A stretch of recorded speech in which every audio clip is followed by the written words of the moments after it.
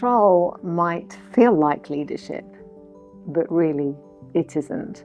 Control creates limitations in approach and thinking. So, for example, the need for something to be perfect, to have a fixed point of view, for it to be done in a very specific way.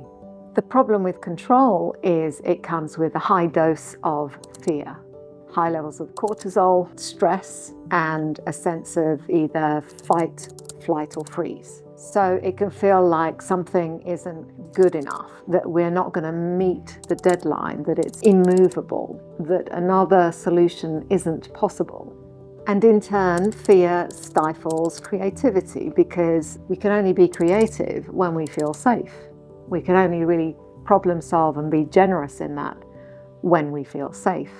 And that connection comes from trust and respect. And if we create connection, we create this really positive loop where we can be inviting, we can be generous, and that in turn makes us even more generous and even more willing to be in that problem-solving space together. So generosity creates safety. It creates a connection, a willingness to be in this place, to problem solve, to iterate, to design things together.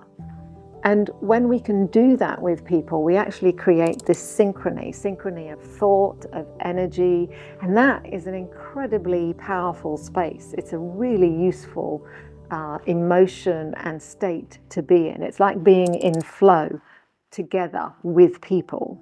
And when we can be in that flow, we can mutually influence one another for better ideas, for building on, for expanding our thinking, for challenging each other. That's when in this space we can actually challenge someone's thinking or get them to expand on something or think bigger about a problem or an approach or a solution or opportunity. That's not possible when we're in a state of fear or we're trying to control all the elements in an environment and the outcome of a project or a program or a piece of work.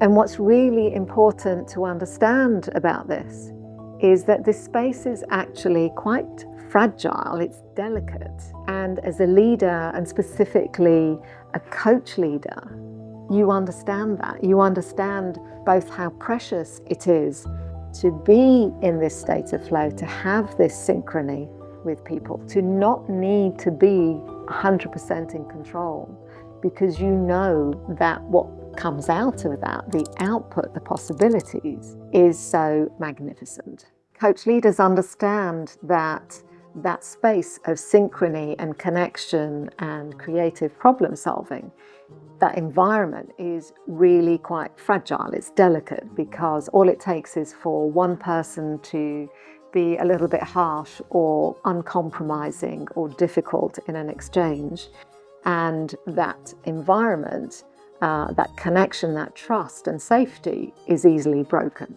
If we want people to feel as committed as we do to a task or a project, we need to understand that our job is to protect that environment, invite people into the space to share, letting them know we really value their input, and then respect from a place of connection. Now, if you would like to adopt these capabilities and learn and embed them into your style of leadership, I encourage you to check out Leaders Who Coach on our website, coachlead.co, and I hope to see you there.